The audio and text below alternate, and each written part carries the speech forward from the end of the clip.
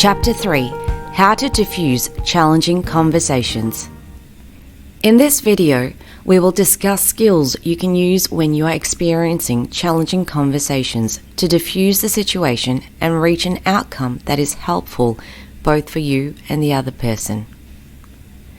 First, let's talk about what we mean by diffusing challenging conversations and how it can be helpful. In a challenging conversation, emotions and behaviors are heightened, and there are certain skills we can use to keep things calm and prevent further escalation in a situation. Someone might come to us with a particular need or a problem. Diffusing a situation helps us work together to meet their need and/or solve their problem, whilst making sure both parties feel heard and respected. It is important to remember things can be outside of your control, and how people react and respond to your skills or diffusing it is also outside of your control. The skills we discuss can help increase the chances of having interactions that promote respect, understanding, and compassion. You may find some of the skills relevant to your role throughout this section. Think about how these skills can be used in your industry, what skills are more relevant to your work, and how these skills can change depending on your scenario. You can use these skills interchangeably. They are not always used in an order. So, how might you diffuse a challenging conversation? There are a lot of different skills we can use to diffuse and work through a challenging conversation. We don't have to use these in a particular order, and we probably won't use all of them in one interaction. However, it can be helpful to de-escalate by making sure someone feels heard before moving on to solution building. In these situations, one of the first things you want to think about is setting up a safe space. Let the person know you are listening, and you are there to help them through both words and body language. How can you provide a safe environment will depend on your location, industry, and role. For example, I'm here to help you. Why don't you let me know what has brought you in today? Or, it can get noisy sometimes. Can we step aside into a quieter area so we can discuss and resolve the issue without any distractions? It's important to us that you have a positive experience. Let me make sure I understand correctly. The product stopped working after just a few days of use.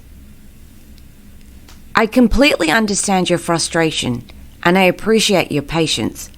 Our store has a return policy that allows for exchanges or refunds within a certain time frame.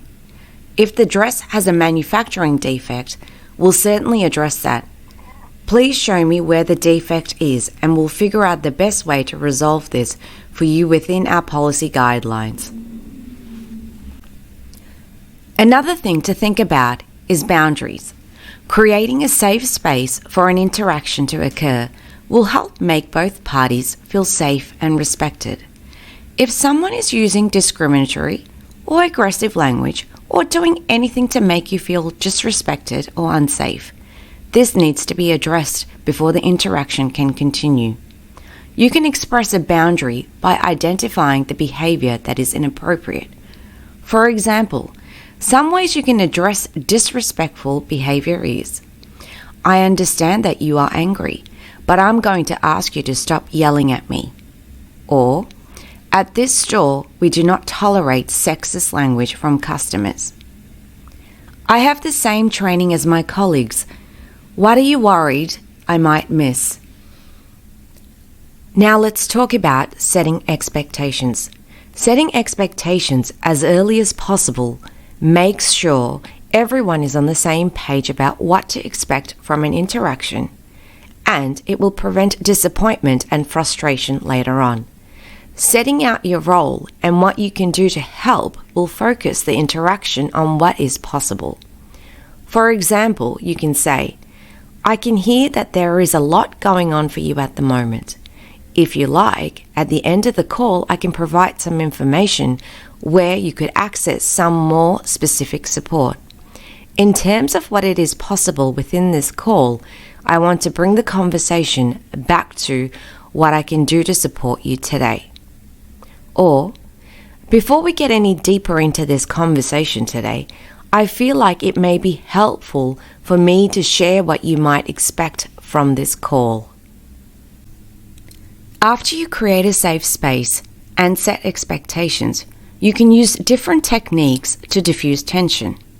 These techniques are asking open questions, checking and clarifying, reflecting and paraphrasing, validating, affirming strengths, contextualizing, offering further information and referrals.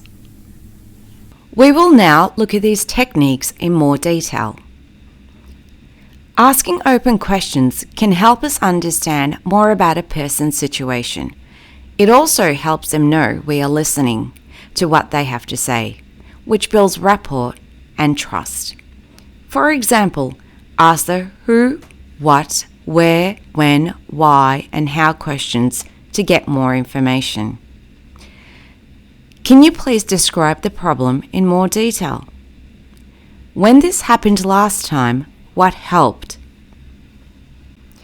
Checking and clarifying what someone has told us lets them know that we have been listening and makes sure everyone is on the same page about what has been said. It also stops us from assuming someone's situation, their priorities, and their desired outcomes. For example, so you're saying even though your refund request was approved, you have never received it. Am I getting it right? Or, can I just check that I'm understanding you correctly? In a similar way to checking and clarifying, we reflect and paraphrase as part of being an active listener, and to summarize what someone has told us before we move on to the next solution building or next steps. It can also help calm people when they feel understood and listened to. For example, I can hear that this has been frustrating for you to have to wait on the line for a very long time today. Or, it sounds like the biggest problem for you is. As workers, we may not agree with what someone is saying, but we can validate their emotions to acknowledge their experience and to ensure they feel heard and understood. For example, it sounds like you've been reaching out for support for a long time without being heard, and it makes sense that you feel frustrated. Or, that must have been a devastating experience for you. It makes complete sense that you've had a hard time getting back into the swing of things.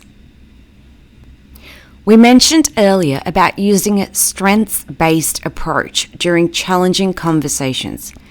This helps remind us and the person we are talking to that we are not the only person in their life and that there are other resources and help available.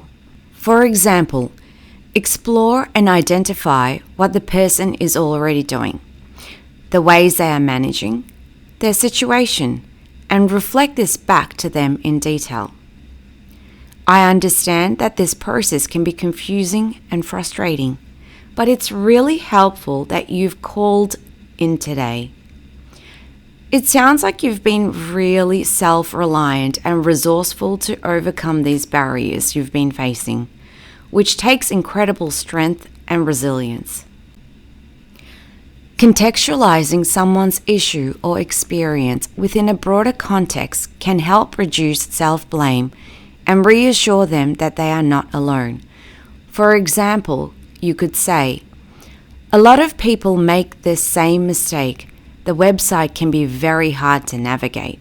Or, "We hear from many members of marginalized communities that discrimination is still a very common experience. But that doesn't mean it is okay. No one has the right to treat you badly because of your identity." Or, "You are not alone. 2.2 million people, 30% experienced family violence in Australia. When a conversation comes to an end, the person we are talking to might still have issues or needs to be addressed. To ensure we help them whilst staying within our role or boundary, we can provide them with relevant further information and referrals. This can also be a helpful way to respectfully end a call. Referrals and information are most effective when they are personalized and specific to someone's needs and circumstances. Try to be honest and realistic about what people can expect from other services. For example, we have spoken about a lot today. What are you going to do now to look after yourself when this call ends? Or, as we only have about a minute left, you may want to call back again another time for further support after you have contacted the referrals provided today. These are the main skills and techniques we use at Wire to diffuse challenging conversations. In the next video, we will look at some examples of how to use these techniques and what could happen in an interaction when the techniques are not used.